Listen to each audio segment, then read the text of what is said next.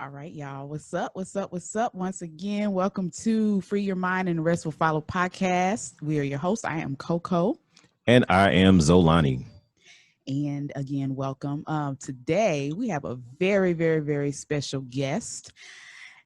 She's a lot of things. She is a real estate agent. She is also a real estate investor. She is also a community advocate. She's a lot of things. She's a light worker. She's a very spiritual young lady. She is special. We want to introduce Jeni Calhun, our little makeshift. Yay! Hi. How are you today, Jeni? How are you doing? I'm doing pretty good. I'm just glad to be here with you all. Oh, we're glad to have you. We are definitely glad to have you.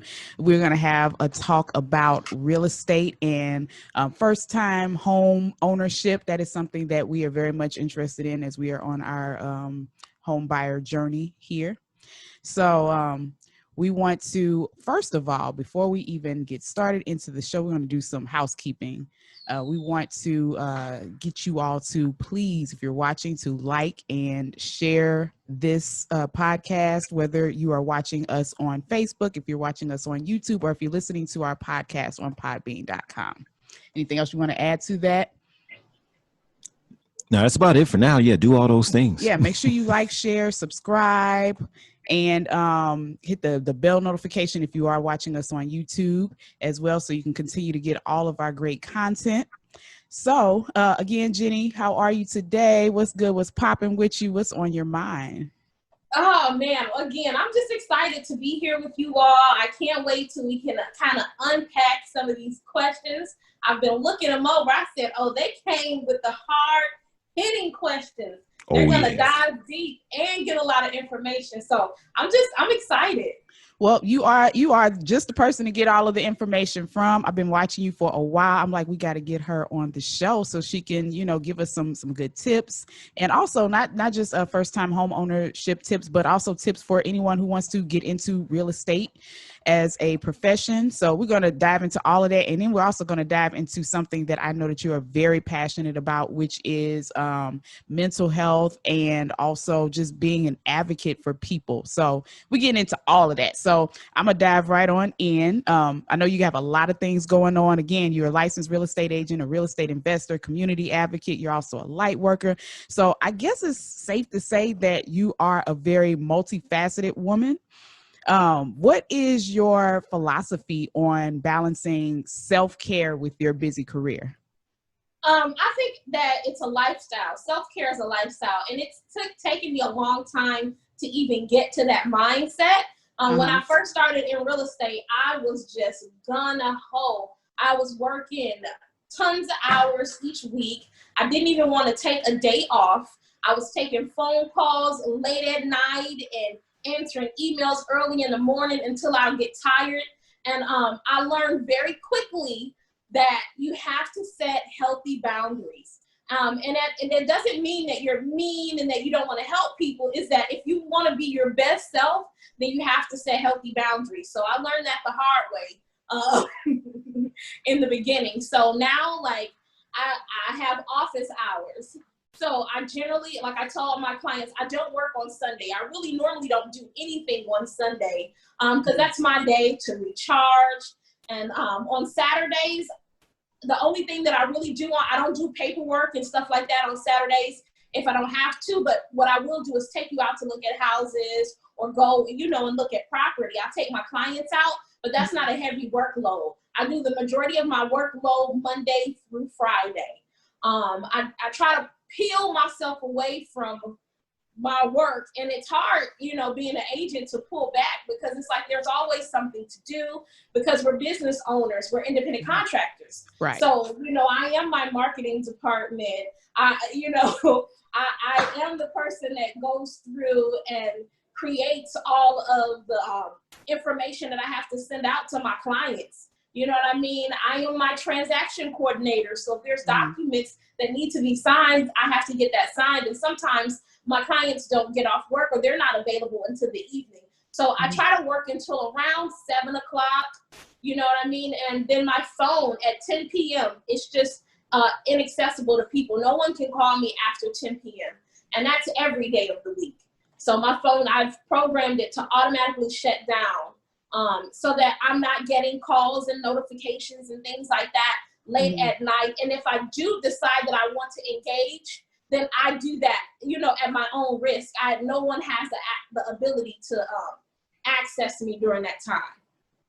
I think that is very, very, very wise, because I do hear a lot of people, in the business world, whatever their profession is, especially if they are business owners, they say, oh, well, it's nonstop. It never stops. And, you got to work and you can sleep later. You can sleep when you're dead. They say all those types of things. But, I tend to disagree with that just a little bit, because I think that if you're not functioning at 100%, if you're not getting that rest, you're not going to be able to function at 100%. So you really have to take some time out for yourself, so that you can unwind, so that you can recharge, rejuvenate. So I'm definitely feeling everything that you said. So in the evenings, after 7 o'clock, when you turn off that phone, then what is that time like for you? That's like decompress. And that looks like something different every single day. Because for me, my self-care is honoring my intuition. And so if my inner self says, okay, now you need to take a shower and go to bed, then that's what that is. If my inner self says, oh, let's go for a walk, you got a little extra energy, then I'll go do that. If it says, oh, let's go hang out with your family and friends and laugh and eat dinner, then I'll do that. I honor my intuition. That's awesome. And that's actually basically how I work. That's me to a T. Whatever I go with, whatever I feel like doing. If I feel like chilling out and indulging in some TV for a little second, then I'll do that. If I want to listen to some music, if I want to mess around and joke around with Xolani or whatever the case is, or go hang out with family, but self-care, looks a lot of different ways. Sometimes I just like to be by myself and just stare at the wall and just be. So sometimes I can be a loner, but yes, definitely very, very, very important to take care of yourself so that you can be of service to others. Now, speaking of being of service to others, reading up on you, you stated that you were tired of hearing horror stories about people not being properly represented in real estate transactions. So I kind of get the feeling that part of the reason that you decided to become a real estate agent is because you are an empath and a person who works very hard advocating for people in the community. Am I correct in that assumption? I mean, I never looked at it that way, but now that you put it that way, yeah, that would probably be why. I just felt like I feel like that people need an advocate in real estate. It's a huge transaction, and it's a huge one, and it can make or break a lot of people. And I just wanted to make sure that people were properly represented. And I guess it was because I could feel them. It was people who were close to me who told me, man, I lost my house because I was living there, and then all of a sudden my payments ballooned. And I'm like, okay, so that sounds like you had an amortization loan. Like, no one told you that? And they're like, nobody told me. Now that I'm an agent, I know that the agent could have disclosed it. We don't know. But I'm like, it's important for us to make sure that we're explaining the process to people, and then we're holding the lenders accountable to our clients. Like, hey, did you explain how this would work to them? Do they realize that their payment is going to balloon in a few years if they do this type of loan? And then another thing is, like, people thought, oh, well, I don't have any money for down payment, but everywhere I look, I see people giving people money for down payment. And so a lot of people haven't bought a house, not because they weren't credit worthy, but because they thought they had to have thousands of dollars in order to put down to purchase a home. Like, yeah, there are some instances where you have to have thousands of dollars, but there's some instances where someone will give you thousands of dollars to use as a down payment if you qualify. And so I have just enjoyed working to get my customers qualified to take advantage of those incentives. That's what's up. I think it is very important. It seems like you have your why figured out. And I think that's very important in any type of business, is to make sure that you know why you're getting into what you are pursuing. So many people, they do things for the money. or they do things, you know, for the clout. But I think that you have to have a deeper why if you're going to be successful in whatever it is that you are setting out to do. Absolutely. So I think that's awesome. Now, speaking of advocating for the community, I know Xolani has done a little bit of community work alongside you in Nashville. So Yeah. can you tell us a little bit about some of the work that you do out in the community and how that came about?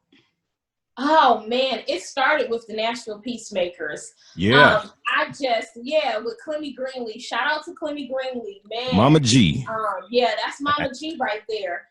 When I began with the Nashville Peacemakers, it was because Mike Wise actually introduced me. Shout out to Mike Wise. He introduced me to Clemmy Greenlee. He sent me over a video of hers, and she was talking about how passionate she was about helping the underserved community in Nashville. And she was talking about how she'd been walking in the streets and pulling the children basically out of the clutches of the enemy, feeding them, giving them opportunities in education, like teaching them how to read. She gave me the statistics on how a lot of Black children weren't able to read beyond a third grade reading level. And so just when I heard her story and met her, it changed my life. And it made me want to get out in the community and start just helping wherever I could.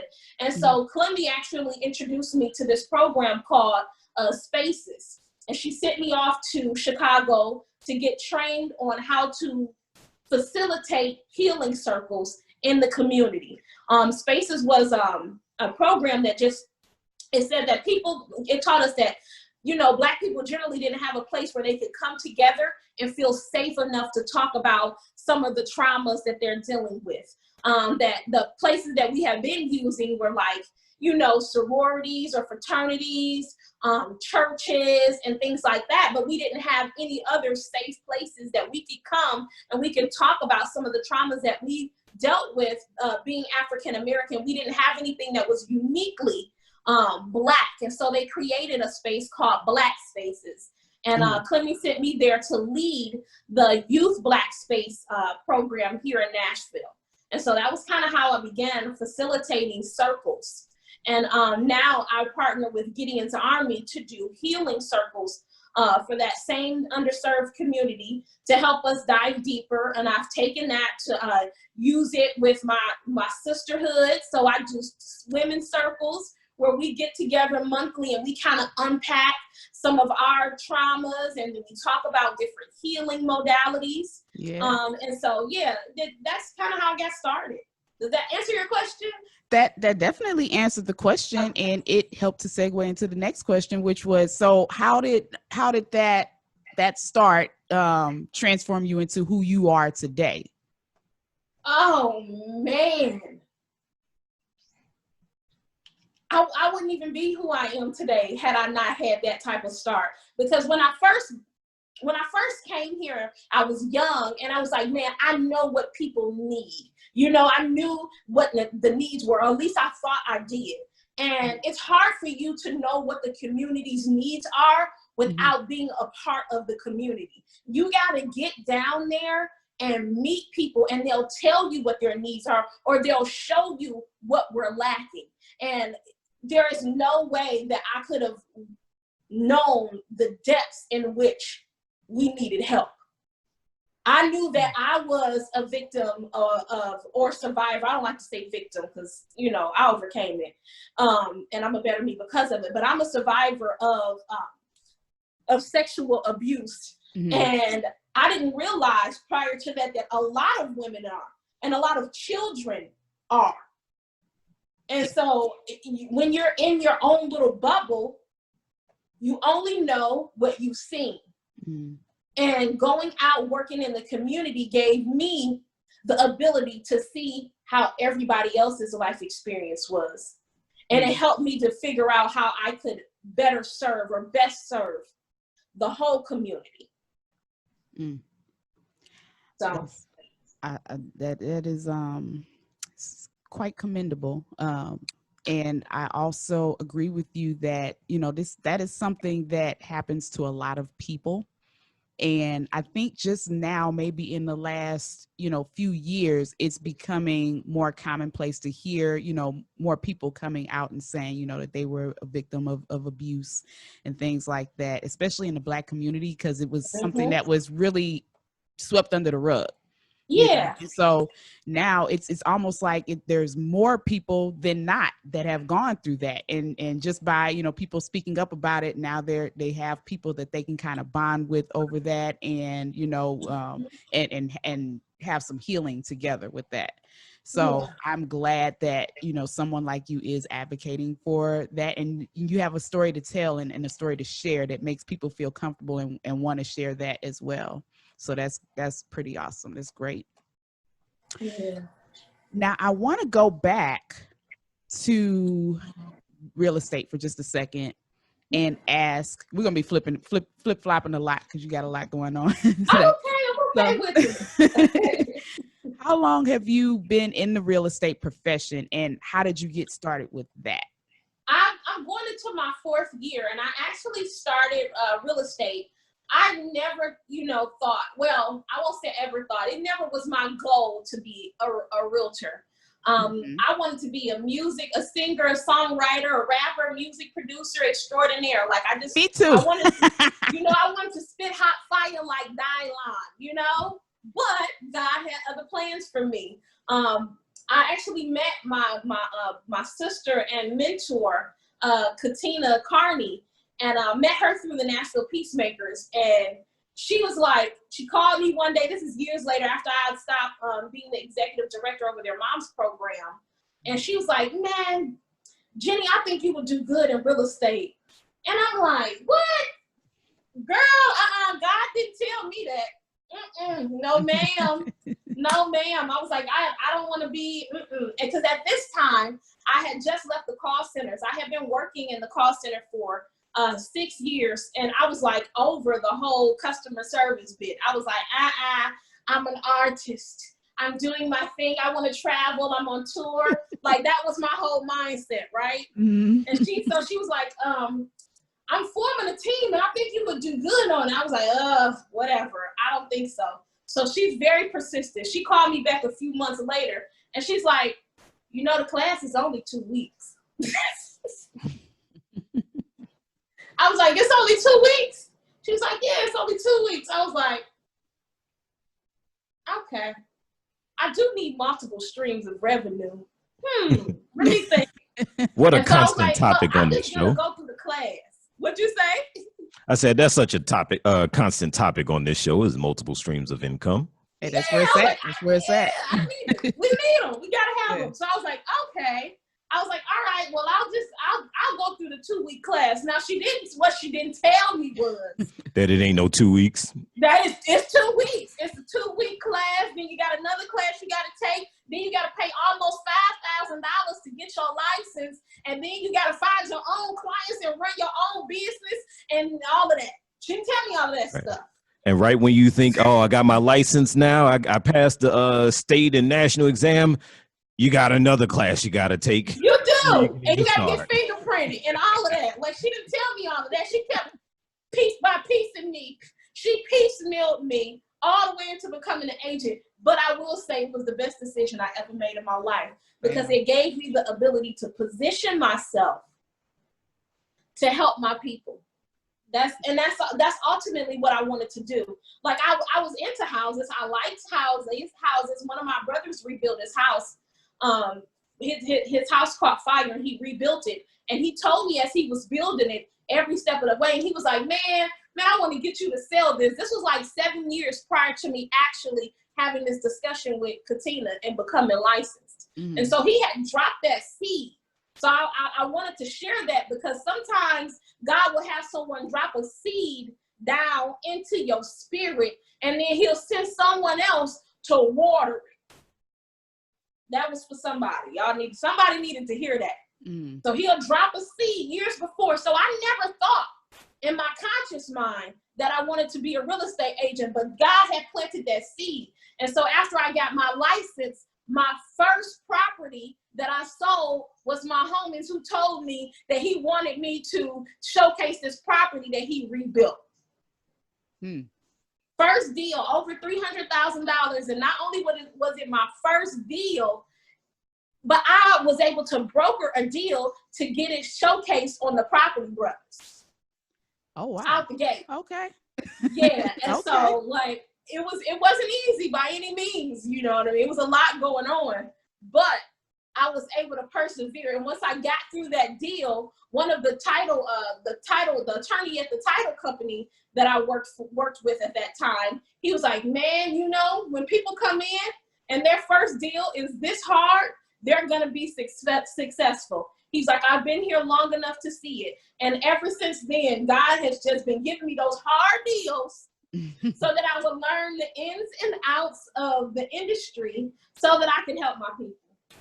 Oh, wow. That's amazing. That's what's up. So, and it's crazy that you said all of that, because that's actually falls in line with the line of questions I was going to ask you to break down what the process is if someone wants to become a realtor. What is that process from, step to step, from A to B to Z? Yeah, so if somebody wants to become an agent, one of the first things that I suggest, because it's more than just the technical, is you need to figure out if you have what it takes to go out there and get your clients. Because nobody is going to give you anything in real estate. You got to be willing to overcome your fears. You got to So go you can't be shy. Yeah, huh? So you can't be shy. Okay. You're not going to make any money in this business being shy. It just doesn't work. I'm shy, but people don't believe me. But I'm like really shy. If I see you out, I'll probably be nervous to talk to you first. Me but too. But you got to get over that. And then once you do, then you go take the class. It's 2 weeks. It's no big deal. Stick it out. Learn as much as you possibly can. Study like crazy, and then go take the exam. Don't wait a long time to take the exam. Take the exam as maybe within the first 2 weeks of you taking the class. Because the longer you've been out of that classroom setting, the harder it is for you to retain a lot of the knowledge from the class. And it's a whole lot. Once you get through that, that's it. That's pretty much it. You get your insurance, you find a broker that fits you. So interview brokerages and figure out what's the best one for me. I went with eXp Realty. I didn't start with them, but that's who I'm with now, and I love it. It's the best one for me because it's a cloud-based brokerage, and it's an agent-owned brokerage, meaning that we own stock in the company. So when my other sister brother agents make money in the company, I make money in the company because it makes our stock look really good. So I love it. And it's like when I was a kid, I used to play The Sims. So we have I used to play that game. Yeah, we have EXP World, and it looks like The Sims. I don't have to have a brick and mortar office. I can work from anywhere. Okay. So those are the steps. All right. Okay, so you all heard it. For anybody listening in the audience, if you want to become a real estate agent, those are the steps that you would have to take. And just know that it's not just 2 weeks. It's not. It's gonna be 2 weeks and then some. It's 2 weeks to get you started. Get you started. 2 weeks. Yeah.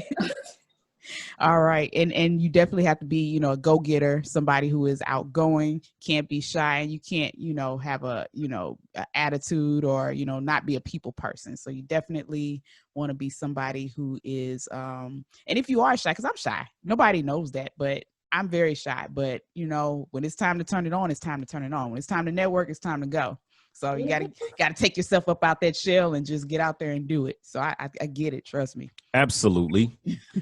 And speaking of the audience, we do have a few people watching. I see you in the chat room over on Facebook on the live feed here. So if you are watching, you still tuned in, feel free to drop a comment. Let us know where you're from. If you got a question, feel free to post it, or even a statement, feel free to post it. We'll address that there on the show. We definitely want to hear from you all. So definitely, if you have any questions for Jeni, if you have any questions for us, or if you have a comment, definitely feel free to chime in. We want to hear from you all. So now you are the CEO and founder of Buy Back the Neighborhood LLC. So we want to hear some more about this business. How did that come about? What's it all about? What do you do? All that good stuff. It's a real estate services company. So basically what we do, and we're building. So right now I'm looking for some board members and some co-founders. Y'all hear that? Yeah, just throwing that bug out there if you're serious about it. But it's a real estate services company. Basically what we do is we help people on their journey in real estate. So if they want to be investors, then we have programs for them. If they need someone to help fix their house or lay flooring, then we have companies that we partner with that we kind of guarantee their work. If you need help with finding somewhere to rent, then we have people that help with leases. If you're looking to purchase a home, then we have agents that we partner you with. So it's just a one-stop shop for real estate. Sounds good. Now, and going into the next question then, you did state that you were looking for a team of real estate investors. So we're putting that out there. So if anybody is interested, she is looking for people who are, now what would the qualifications be for that? So right now, if you have $500 and a 720 credit score, I'll say $500 or a 720 credit score, then we would love to talk to you. We would love for you to send us over your information so that we can get you on board. So okay. We're going to be releasing some more information about what we're doing in the next few days. But one of the first qualifications is $500 and at least a 720 credit score. Oh yeah, because once you said I was like, okay. Or 500 or 720. So we working on that end. So for those who are curious, what does the $500 go towards? We'll talk about that more in a subsequent meeting. That's why. So if you're interested, if you have those two qualifications, just send over your first and last name, your legal, your government, for my people out there, your government. Period. First and last name and your email address, and we'll send you over some information in the next coming days. All right. So once again, everybody, you heard that here first. So if you have $500 or a 720 credit score, please get in touch with this young lady. She has excellent opportunity for you if you are interested in getting off into real estate investing.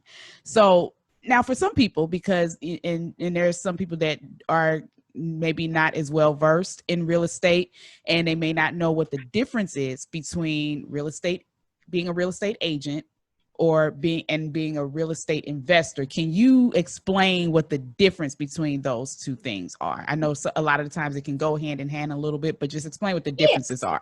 Yeah, I'll say they go hand in hand. Like a real estate agent is just someone, like what my job is, which I'm a realtor, but my job is to broker the transaction, just to broker the deal, to write up the contracts, to help you partner with other people like your title company and your inspector, and to help you through that transaction.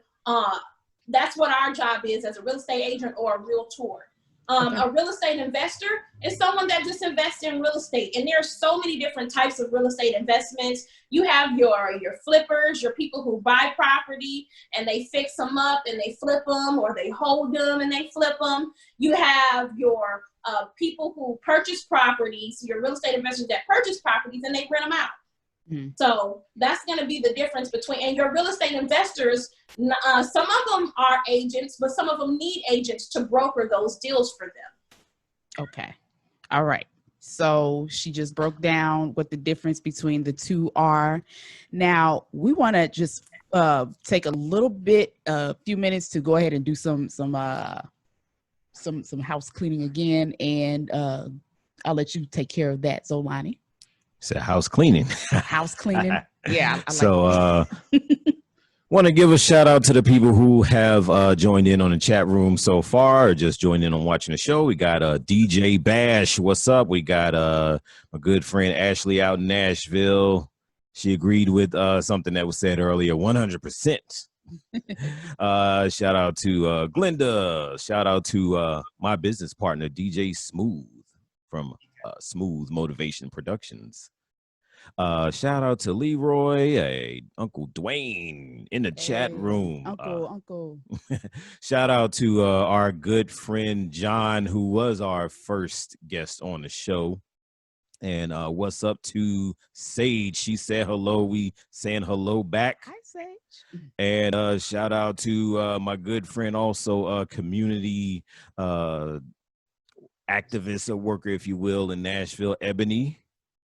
So we making this, we doing this thing state to state, y'all. State to state. State to state, and it's gonna be international too. International. Yes. Shout out to my good friend Chanel from the Air Force Days. She just shared the video, so she's watching. Thank you. One of my best people, good friends from the military days. All right. So also, we just wanted to take a minute again to tell you all to please like, share, comment if you want to comment and interact with us. Subscribe to our YouTube channel, which is also of the same name, Free Your Mind, and the rest will follow.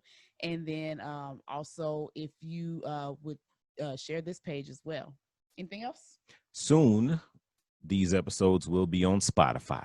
These episodes will be on Spotify, and also with our Facebook page. I'm sorry, not Facebook page. With our YouTube channel, we are going to begin a vlog series as well. So it's going to be pretty much, of course, these videos are going to be on the YouTube channel, but we're also going to it's going to be a lifestyle channel. We're going to be talking about a little bit of everything. So we're going to have some DJ stuff, some fitness stuff. We're going to have some recipes. We're going to do some.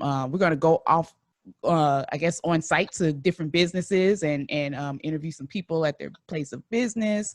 We're gonna be doing a lot of stuff. So just make sure that you all do tune in. Again, subscribe to that channel and hit the bell notification so that you're always able to keep up with everything that we have going on. So we're going to get back to Jeni, and we are going to start asking some questions now about, for those who are interested in purchasing a home for the first time. So we're going to ask those questions. First of all, what does one need to qualify for a home loan? That changes over time. Right now with COVID and everything, my lenders are wanting a 640 credit score at minimum.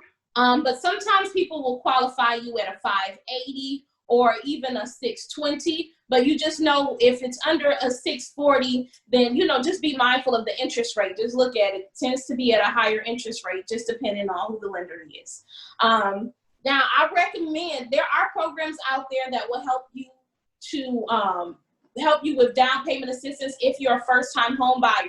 But I recommend that you save some money. Have some money saved toward buying a home. Have a few thousand if you can, as much as possible. Because that gives you leverage. So even if someone gives you money, like an organization like THDA or the Housing Fund, you still have your own money. So if you need to put in a little bit more, you have that in reserve.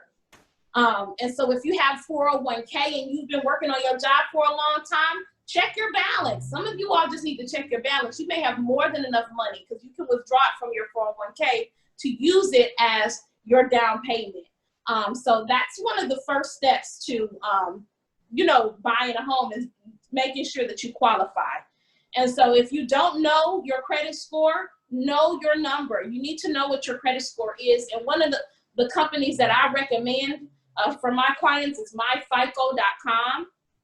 I know a lot of my clients come to me and they use Credit Karma, but Credit Karma has a tendency to be 30 points off. It can be 30 more points or 30 less points than what my lender pulls. So I recommend MyFICO. That has been a lot more accurate in the past. It normally is the exact same number that my lender pulls. So myfico.com.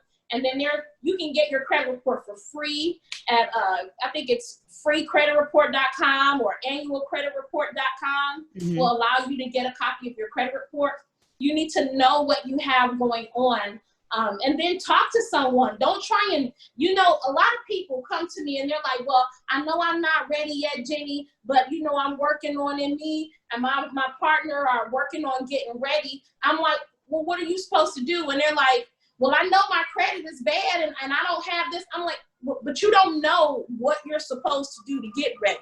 Right. So talk to a professional. If you're thinking about buying a home, then you need to be contacting a realtor so that they can get you with a lender. Like for me, my clients, I give them a credit analysis, a free credit analysis, so that you know how to get to where you need to be. If you're not at a 640, if you don't have a lot of money saved, or, then you talk to the lender. My lender I work with is Ronald Haskins with the mortgage firm. I got a couple others that I work with, but I love working with him. He's really cool. And he gives my clients free credit analysis all the time. He'll say, hey, if you pay down this, to this number, or if you open up a credit card, then you should be ready in 3 to 6 months. That he doesn't just tell you, you're not ready now and you're declined, and that's it. He gives you a plan of action. And I think that's extremely important. And so if you don't know what you don't know. Yeah. So if you're serious about becoming a homeowner, contact a professional. Those are going to be the first steps. Okay, now I know the answer to this, but for those who want to know, if I'm a person looking to buy a house, I've never done this before. I want to get you as my real estate agent, my realtor. How much does that cost? There isn't a cost to get me as your realtor, but you definitely have to interview.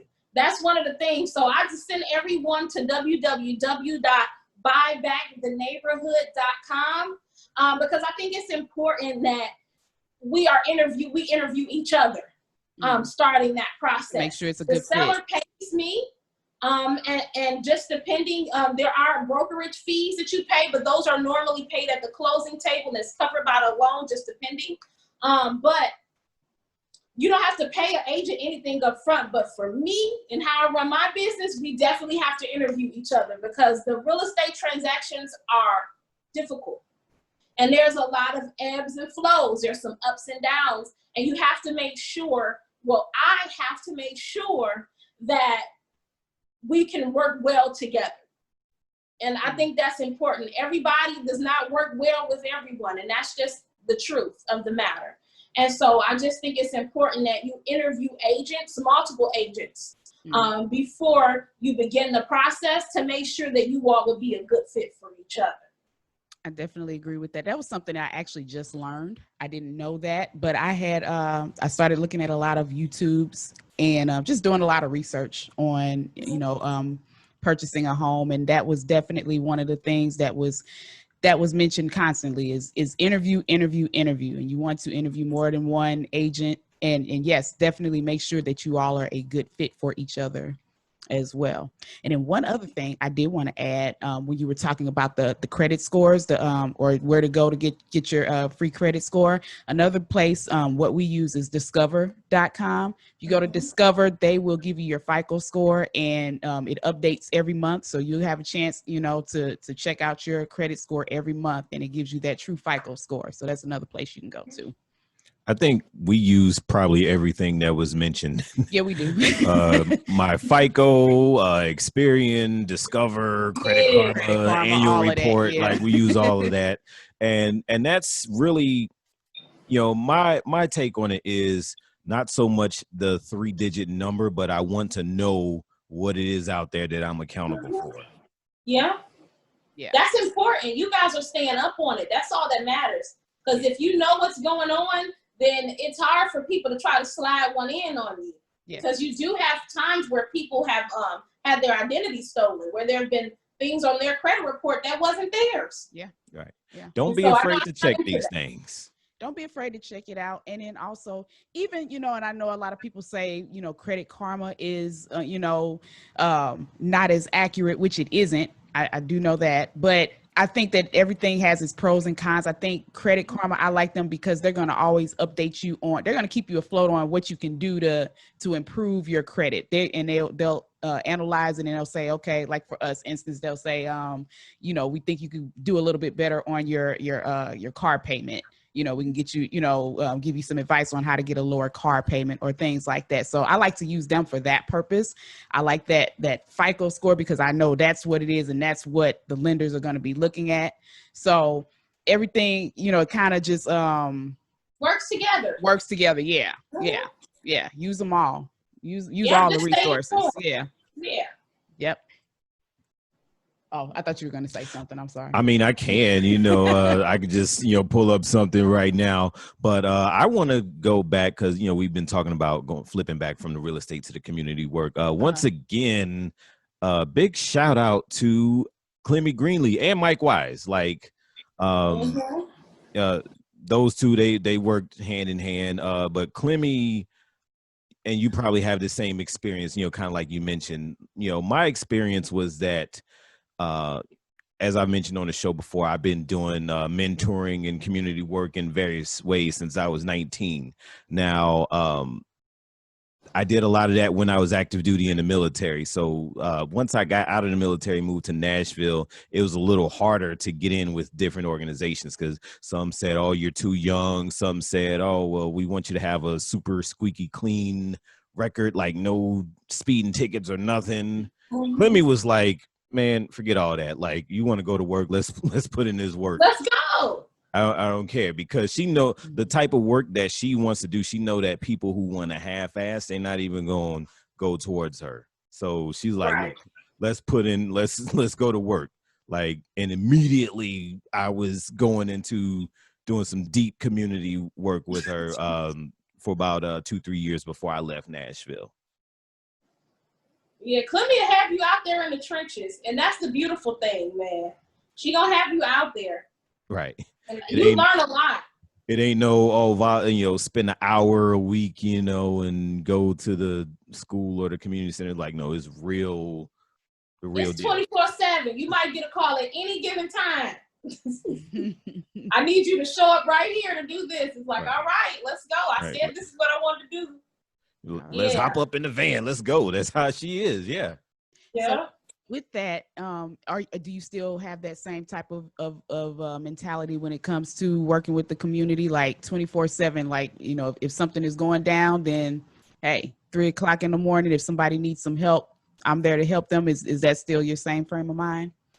Is that still my same frame of mind? Not the same as when I came in. It's easy to get burnt out quickly on that. Okay. So I think that that people have different positions and everybody has a role that they're supposed to play. Mm-hmm. And jumping up out my bed at 3 o'clock in the morning as a single woman, that's not my role right now. Right. I'm not saying that won't be again, but that's not my position right now. The best way that I can help people is with helping them become home owners, helping them to create generational wealth, helping them break through any psychological barriers that may be prohibiting them from growing in the other areas, helping them to break those generational curses, doing healing link-ups, being there on the phone with them at 3 o'clock in the morning while they cry, checking in on them when they miss a loved one and loving on them. That's what I do now. All right. That is very crucial because giving money when I can, like one thing that anybody, whatever impact they want to make on a community, you have to learn that you can't be everything to everybody. Right. If it's for everybody, then it's for nobody. Right. So you, and that's anybody know that's what we had to learn. We tried to be everything to everybody. We had to say, look here, let's slow it down and take a break and figure out what it is that we truly want to do to make an impact. Yeah. I think it's very important to stay in your lane, if you will. And, there's many different ways that you can make an impact on the community. It doesn't always have to be, you're on the front line, physically doing things. We're needed in all different areas as a people. So definitely agree with that. Yeah. Now, because we're going to flip back again. Okay. That's that excited dance right there. We got off a little bit, but I wanted to get back to because we were in the line of questions about the home loans. So because we talked about what the first thing that you need to do as far as qualifying for the loan. So for the people who are listening and they are looking to purchase their home, this is the first time. Can you break down the steps from pre-qualification to closing day? What does that look like? So from pre-qual to closing day, I'm going to go over it I actually have a thing that I send out to my clients when they start about that. So I'm going to read that over. So one of the first steps is getting pre-approved. Okay. So you get pre-approved, your lender gives you a dollar amount. And once you get that dollar amount, then, and you have your agent, because at this time you should have interviewed an agent. You can get pre-approved before you meet with an agent, or your agent will help you to get through the pre-approval process. And so at that, then the next step is to find the right home. So this is one of my favorite steps, because I love looking at houses and I love finding the right homes for my clients, because these are some people's forever homes. So I want to find something that's right for them, or it might be transitional housing. Like, I'm going to be here for the next few years until my family grows a little bit longer. I mean, a little bit bigger, you know? And so I love that part. Once you do the finding the right home, then you put in an offer.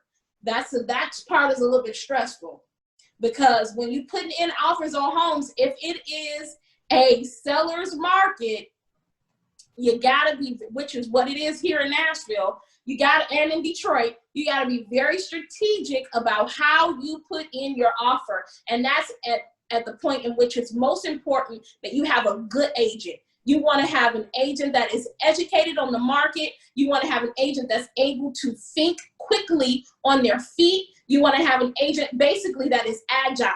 And you want to have an agent that is going to be brokering the best deal on your behalf.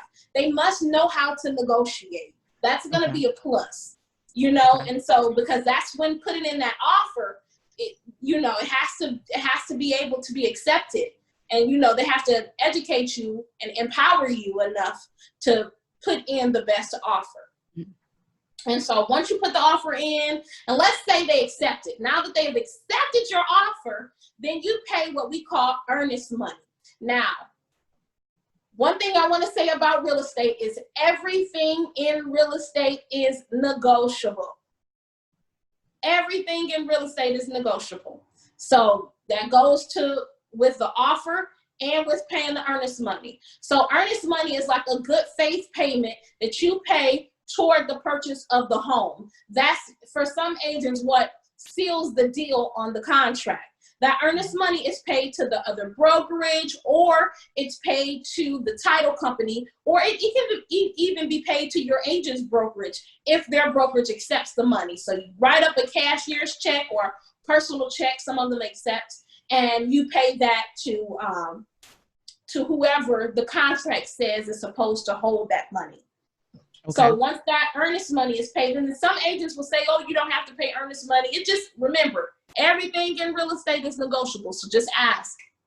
Okay. Number 5, you want to, and this number 5, this is really not in a specific order, but you want to submit all required documents to your lenders. That is something that you need to be doing immediately. I'm talking about even when you're going through the home buying process and you're at the finding the right home stage. You want to make sure that you submit every document that your lender asks you to submit, and you want to do it in a timely fashion. Don't take days and weeks and stuff to put in documents, because what that does is on down the line, when you get to, you know, the week before your closing, now you can't go into underwriting because you don't have the right documents in. Or now you've paid your earnest money, you've moved beyond the stage where you can get your earnest money back, and you don't qualify because you didn't get the required documents in a timely fashion. So now you're out of whatever earnest money you've paid, and you're out of a house. So get your documents in. That's one of the most important things. Inspection. Don't just buy a house. You inspect it. Now, real estate investors, it's a little bit different for you. Some of them buy homes as is, and that's fine, because they're going to knock it down and rebuild, or they're going to knock it out into the studs and rebuild. You know, that's different. But regular people, first-time home buyers and homeowners who want a house, get a home inspection. You want to have a professional go out and check that house up and down so that you know what you're getting into. After the home inspection, there is a period within the contract. And again, this is all negotiable based on what your agent brokered for you, but there's a period in the contract in which you could submit a request to have the sellers to fix certain things that you find on the inspection report. Mm-hmm. And so then you all go into another little negotiations. Well, I want this fixed. Well, if you don't do this, maybe this not gonna work for you. Just go into a whole nother stage of negotiating after the repair proposal is submitted, because it's a proposal. They do not have to agree.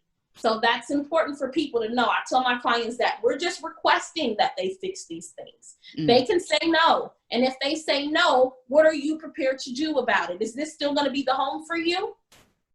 Is this really important? So there's that. And then you have the appraisal. So the lender wants to make sure that they are protecting their investment. They don't want to give you money for a house and the house isn't worth it, or they don't want to give you $250,000 for a house that's only worth $200,000. That's a bad investment, right? Mm-hmm.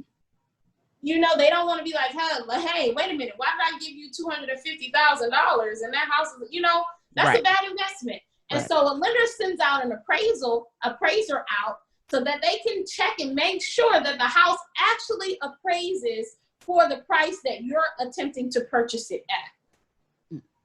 After you go through that process, and that's again, this is important. I'm kind of on my toes sometimes in this market, because I'm like, okay, we offered this, hopefully it appraises. And if it comes in for less than what the purchase price is, you go into a whole nother negotiation at that point. Mm-hmm. Because you have to decide, okay, this house is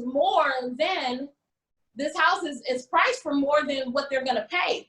So the lender's only going to pay what it appraises. So now you have $50,000 that you have to cover yourself as the buyer. You would have to pay that, or the seller would have to match that if they want to sell the house. Ultimately, it just depends. And so again, that's another level of negotiations. Most times sellers are going to match that appraised value. And I'm just saying 50,000, hopefully nobody's, it's not 50,000. I'm just throwing out numbers, but most times the sellers will match it. But if not, then you just have to pay it out of your pocket. And then after that, you go through maybe 2 or 3 days, just depending on what you negotiate, and you review the repairs, making sure that the repairs have been done on the house. This is like your final walkthrough. You look at it one more time before you sign on the dotted line. And then after that, it's closing day. Yay! You got the keys, the keys. You got the keys. Oh, hey. There go the rapper. But of course, you want to make sure you bring your check, because if they told you before that you need to have, if they tell you before that you need to have a certain dollar amount, you want to get that in a cashier's check. Hello, do not bring cash to the table. I had one of my clients come in. Did they have a briefcase? They had a stack. Hey, what are you doing? We cannot take cash here, sir. So like minutes before they're closing, I had to run and take them to the bank, because I'm like, you can't come in here with a stack. What are you doing? Like, I know it feels good to do it that way. I know this is not a drug But deal. put your money phone down, sir. So please get a cashier's check. And I thought you was gonna say he came in with the briefcase and put it on the table like they do in the movies. Like, yeah, it's all there. No. It's all there. It's all there. It's the same premise though. Like, this is not a drug deal. Please, can you get me a cashier's check? But after that, that's it. And you just celebrate. Run around the house, cry a little bit. Just depending on how long it took you to get there. Mm-hmm. But yeah, that's it. Home buying from what'd you say, from pre-approval? To the closing. Yeah. Mm-hmm. All right. So y'all heard it here. So those are the steps. So we know what the steps are. So next I want to ask, what are some common mistakes that you see out there that we should avoid, people who are trying to buy their home? What are some common mistakes that you have seen in the past that you've dealt with? Listen to your agent. Just listen to your agent. Your agent is not going to steer you wrong. So when your agent tells you, do not make any large purchases while you're in the process of buying a house. Oh, yeah. Don't make any large purchases. Don't go trying to buy the couch before you got the house, okay? So I shouldn't go and try to buy my Maxima before getting the house. No. Okay. Don't do that. Don't do it. After you sign on the dotted line and you get the keys, then you go buy your Maxima. Okay. Don't do it before. And don't make any huge purchases. Don't even make the same type of purchases every single day. Like one of my business partners had a client that they were dealing with. They were just buying, they were spending like $7.20 a day. You know what I mean? Every single day. And the underwriter wanted to know, what is this? That's because they have your bank account. And therefore, once you send them over your information, the lender and the banks are looking at your banking information because they want to know, they're analyzing it. So they want to know the type of spender you are. And he was spending $7.20 or so every Starbucks? single day. No, cigarettes and a beer. Cigarettes and a beer. You want to know something else I know that lenders do that most people don't know that lenders do this? And I know this from when I worked at Equifax, and I worked in the department that helps lenders verify employment. Lenders, even after you get the loan, it can be a year later, you in the house, you got the car, whatever, they're still verifying your employment. A lot of people don't know that. So that was a lot of the calls that I was dealing with, lenders verifying someone's employment. We just want to make sure that everything is still the same. We want to make sure that person still has the gainful employment, make sure they're not buying a bunch of crazy stuff, make sure they can still cover this loan. That's it. They're serious about their money. So I guess that's another question then. Would I guess for both of you all, then is that a thing to where, let's say, I've purchased a home and now I decide I want to get a new job. So would you say that that's probably not the best thing to do after you have purchased that home? After you purchase the home, you can do whatever you want to do. Okay. Yeah. Okay. They're just going to want to verify what you're doing. Okay. But it doesn't mean like, oh, yeah. As long as you're paying your mortgage, they just want to know, as long as you're paying your mortgage, you can do what you want to do. Okay. But don't switch jobs in the middle of the transaction. Not in the middle of the transaction. Okay. Not in the middle of the transaction. No, you better stay working there because they want to see that you have 2 years of employment in the same industry. Okay. Same industry. So if you switched, let's say you worked as a general manager at a hotel for Hilton Properties. If you switched over and you start working for IHG property, that's fine because you're still working in the hospitality industry. But you don't want to go from being a general manager in the hospitality industry to working for Carol Baskins at Big Cat Rescue. You don't want to do that. Right. Okay. Gotcha. All right. So any other common mistakes that you see? Those are the biggest ones. Just be mindful of your spending. Don't get anything on your credit card. Don't let anybody get anything in your name at all during that process. That's one of the biggest things. Pay your taxes. This is not on buying a home, but on keeping your house. Pay your taxes. That should be a given.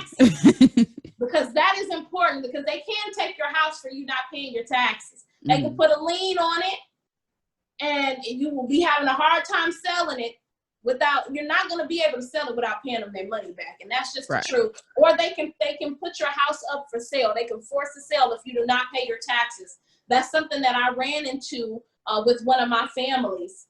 And it was by the grace of God, I was able to retrieve their property back from a tax sale. But those are one-off situations. That doesn't always happen like that. Okay. Sounds good. That's very sound advice. Now, in your experience, have you found that the housing market has changed at all during COVID-19? For the first 2 weeks, it was a little uncertain, a little slow for about 2 weeks. Mm-hmm. After that, it's on and popping. We're essential workers here in Nashville, so I know agents have been out. We've had our mask on. We Mm-hmm. had our Clorox wipes and our hand sanitizers, and we're showing houses. Yep, and I see. People are buying them. I see you on Facebook with your mask on. You out there looking at the Yeah. houses and everything. So yeah. Now, do you expect any changes in any time in the near future? I know that they're, saying that things can get a little bit worse towards the end of the year once the weather starts changing, and then they're saying also just because of people losing their jobs and things like that, the economy. So do you see anything changing, in that aspect in the next year or so?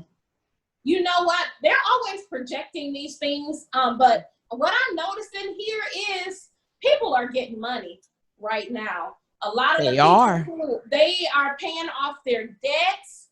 They are not playing, because my clients who may have lost their jobs, they're paying their debt off. And then they're able to get jobs at other places because other companies are hiring. Mm-hmm. So I haven't seen any issues. And I don't think that there will be any to come, because people are buying houses, and I have not seen it slow up at all.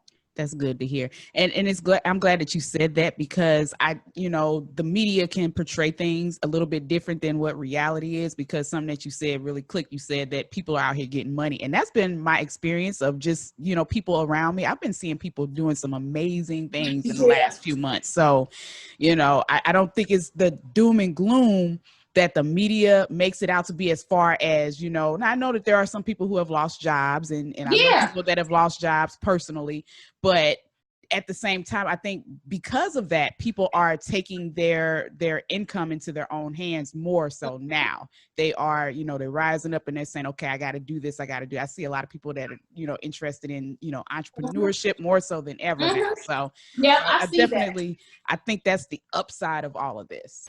Yeah, definitely true.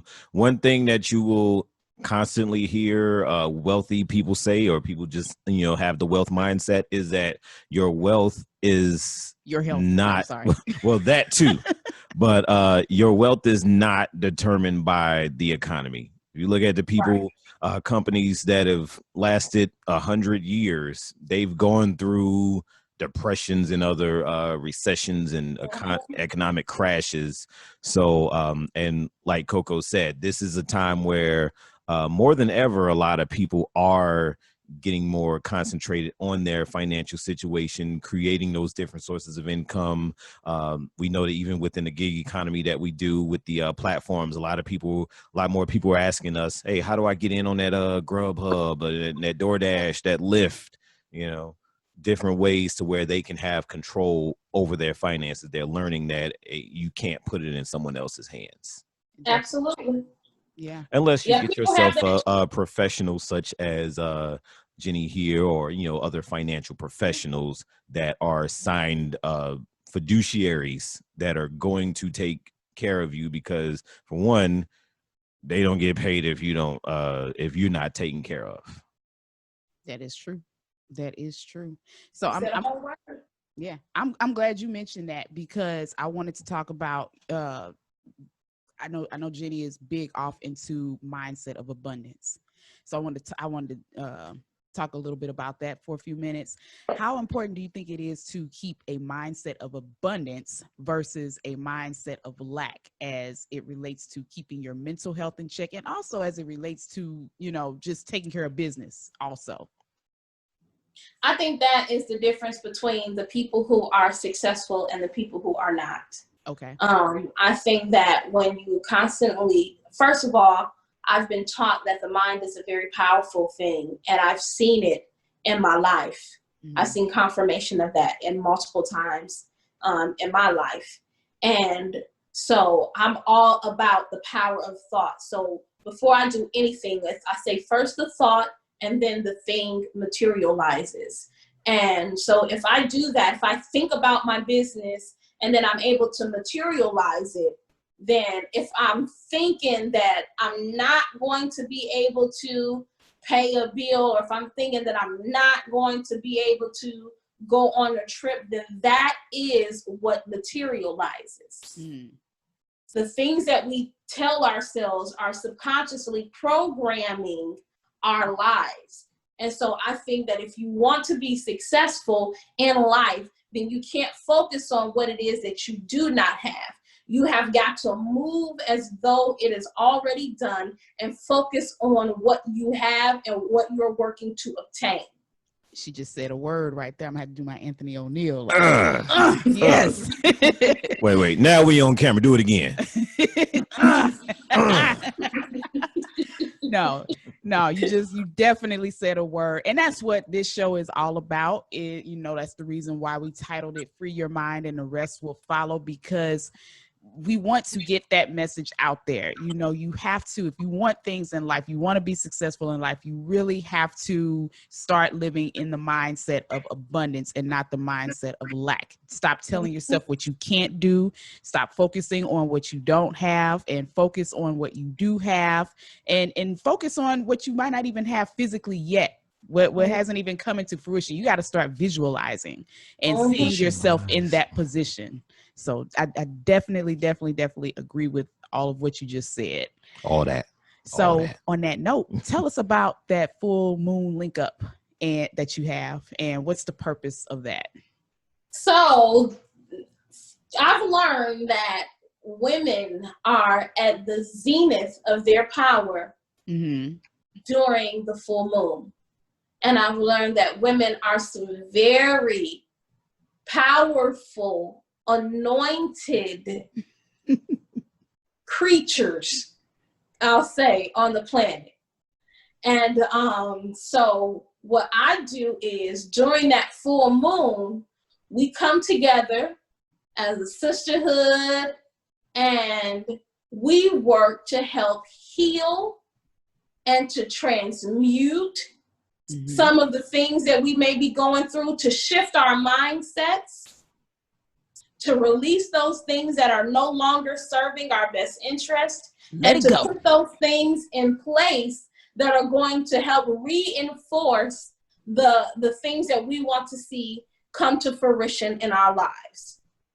There she go again. So, during the spiritual link-ups, we do different things every time. I've been doing these things for years. We do them under the light of the full moon, and they change monthly, just depending. Sometimes we've been out in the park and we'll come together and we'll pray and we will talk about maybe some of the traumas that we've dealt with and how we overcame them, or we give people the permission to just cry. So we've come together and allow somebody just to cry and held space for them. We've done yoga. We've done different types of meditation, from transcendental meditation to different breathing techniques. It's just basically a night or a day for healing.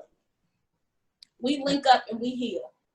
Sounds like a really, really, really good time and a really good time of healing. I wish I was there in Nashville, because I would definitely participate in that.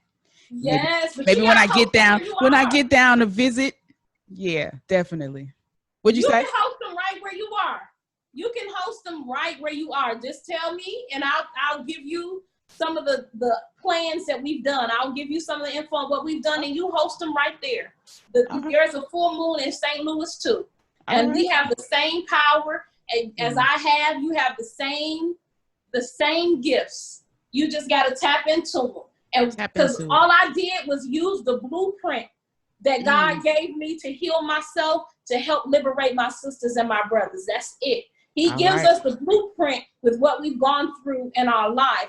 I can speak to sisters who've been victims of incest and molestation, because that was my backstory. I can help people who can get through being victims of domestic violence, because I have that in my background. I can help people who were in a mindset of lack, because that was my background. As a healer, we are gifted with the blueprint to help heal others, because we use it to heal ourselves. Oh man. Hey, might have to take you up on that. Might have to do that.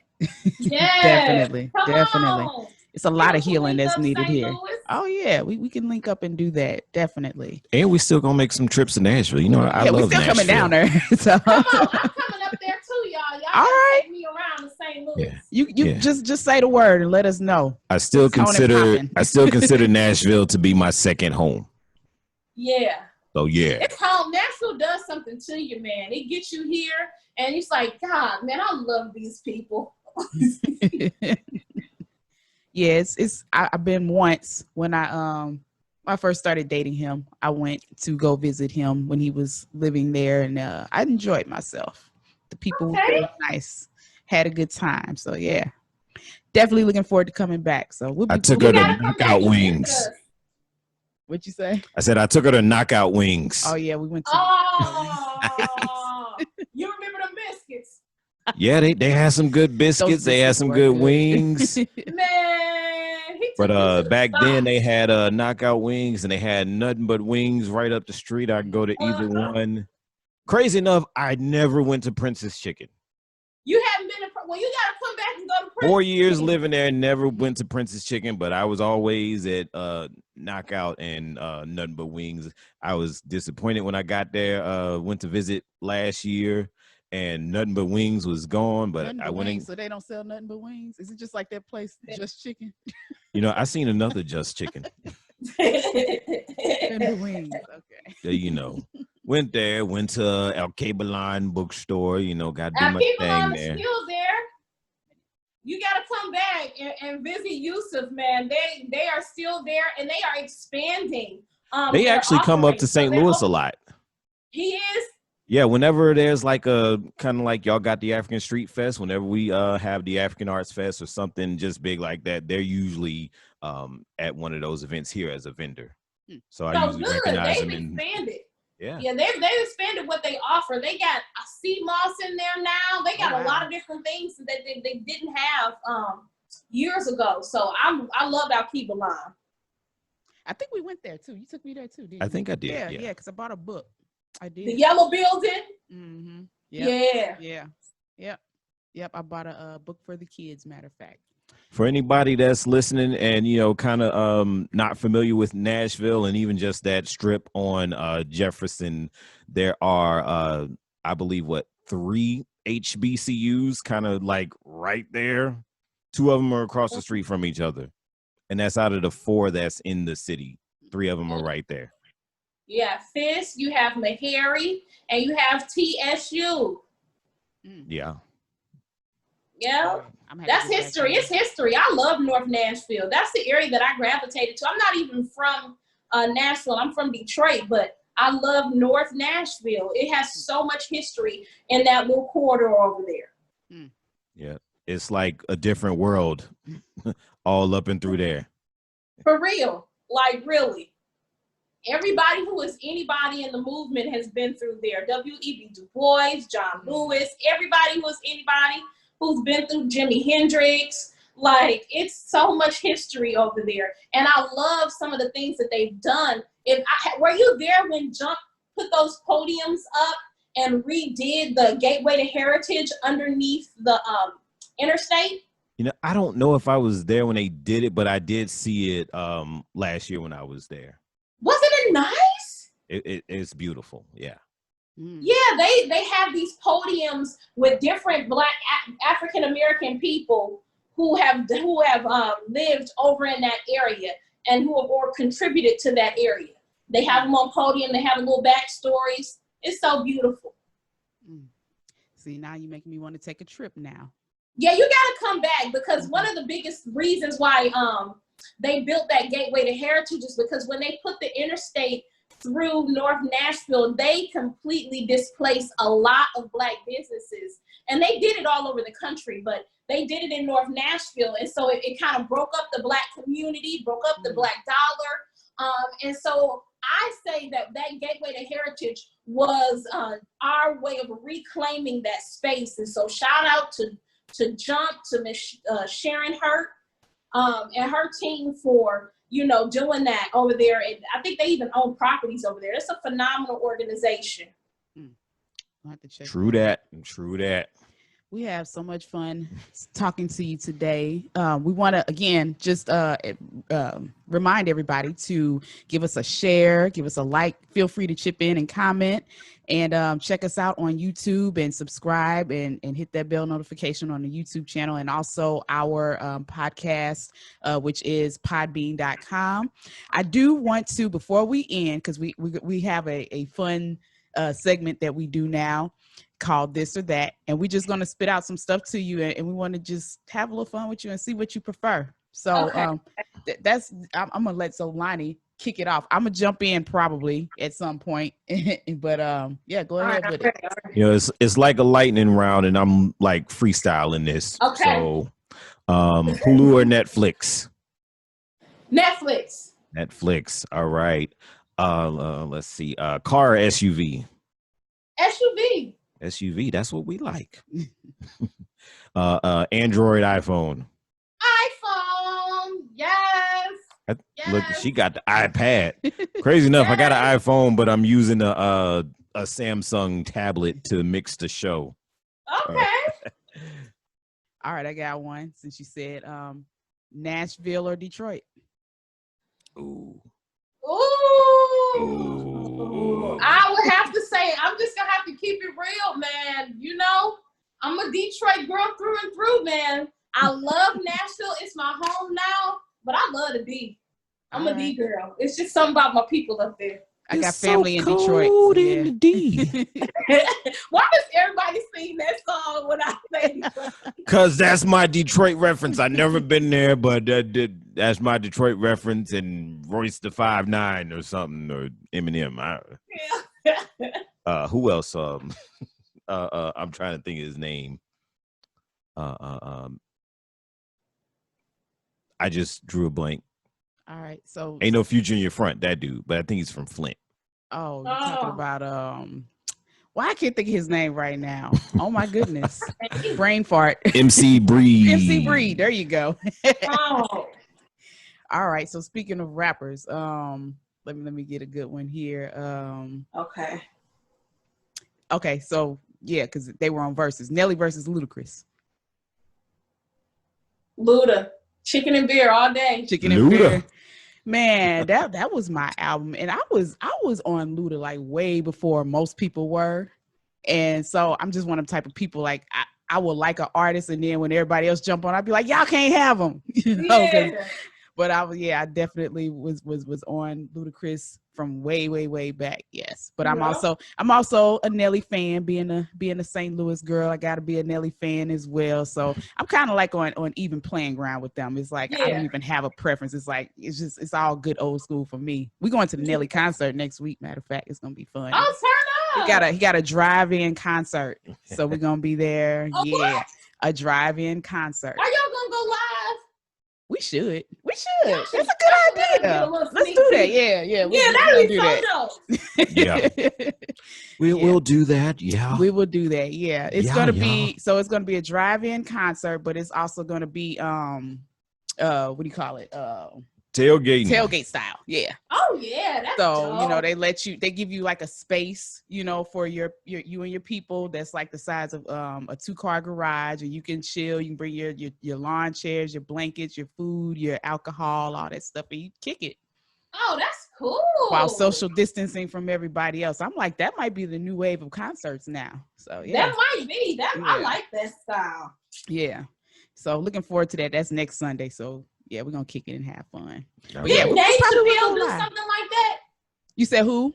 Didn't Dave Chappelle just do his last special like that? Did he? I didn't know anything about it. Yeah, Dave Chappelle did an outside concert. I know he did one like back in the day, like what was that, about 10 years ago? But so this is a recent one. Okay. Yeah, since COVID. Okay. No, I didn't know anything about that. Yeah, you gotta look it up. It was hilarious. All right. Again, that's about thinking of being innovative, thinking of different ways to make money. You know, maybe the 20,000 seat arena isn't going to work so well in the coming days, but give us some space. Turn that 20,000 seater into a 10,000 or maybe even less. Give people some space. be comfortable. Let them, if they want to sit in the car, they can sit in the car, but they get to enjoy it all the same. So it is, and I'm looking forward to it because this is something different anyway. That's pretty cool. That that's fun. I think it's even more fun than like sitting in, in the seats in the stadium or whatever. Like, no, this is gonna be cool. Yeah, because I don't like concerts because people are all up on you. Like it makes me feel claustrophobic. And then with being an empath, it's all those different energies floating around. So I like that. And body heat and big heads in the way. You trying to see this person that came with big old afro or something. Stinky people. So it's like you stink. You smell like butt cracking bologna and cheese. Like, get away from me. Get her. That's quite a combination. Get away from me. But why can I smell that in my mind? I'm like, ah. Right. Now I'm not going to be able to erase that vision out of my head. Hey, I make an impact wherever I go. We are having too much fun with Jeni. So where can we find, before we let you go, where can we find you? If anyone wants to get in contact with you as far as the real estate investor opportunity, or if they're looking to purchase a home, or if they want to be involved with the what's it called, the full moon link ups. So any of those things, where can we find you? Where can we get in touch with you? Where can we follow you? All that good stuff. www.buybacktheneighborhood.com. That's buybacktheneighborhood.com. And you'll be able to reach me for all things real estate through there. Set up a consultation. I would love to talk to you. If you just want to kick in and see what I'm doing, then follow me on social media, Jeni Calhun. That's JeniCalhoun. And that's on Instagram. I'm on Snap. I'm on Facebook. But I primarily am on Facebook. I'm gonna keep it real, y'all. I'm old. Because with us having a teenager and an almost teenager, they just think like we old as hell for being on Facebook. Like that's literally that's what old people Facebook do. Is for old people. I'm on TikTok. Yeah, I can't even get jiggy with the Tik and the Talk. I don't even know how to use that platform. I tried to download. I was like, it's too much going on. I can't. Trust me, I get it. Shout out to another couple people join in. Betty, she joined in. She's always there. Shout out to Fred. DJ Smooth, my DJ business partner, said great show and great insight on steps to look forward to when searching for a new home. That's what's up. Excellent. Hey. That is what's up. So I really had a good time speaking with you today, Jeni, and then I am going to actually get in contact with you about those full moon link ups, because that was a great idea. So we'll definitely be in touch with that. And then I'm gonna, if you don't mind, I'm gonna hit you up just for advice with the shopping around for the homes and things like that as well too. So please do. I got y'all covered. Yes, right. I got agent partners in every state. So let me know. You know what? Before the show, I was just telling you. I told you earlier, like, agents can do that even if they're not in a state. They can refer you to another agent that's in your state. Mm-hmm. I learned a lot being a failed real estate agent. You did not fail. You probably just didn't give it enough time. That's true. I didn't give it enough time, and like you said before, I didn't understand the time and the money investment, even just being on the broker affiliate level. You just recentered your energy to something else. That's all. But I'm gonna get back into that. And you're gonna swing it right back around. That's all. It wasn't the time. It was, it was an introduction phase for you. So that's all. But yes. Thank you so much, Jeni. And you thank are you welcome. to everybody out there who is listening. Thank you all for tuning in. Again, like, comment, and share everything, and go on our YouTube page and subscribe. And we will see you all next week. We have a special young lady who just moved to St. Louis, and she is now the assistant coach at SLU. She's one of the assistant coaches at SLU. So pretty exciting show we got lined up for next week. So peace out to everybody. Thank you again, Jeni. And thank you for having me. Yeah, hang on the line there for a little minute, Jeni. We're going to, do our debrief thing like we do and chat it up. All right. And once Thank again, you, guys. Thank you. Thank you. thanks everybody for tuning in. All right. Peace. Peace. Peace.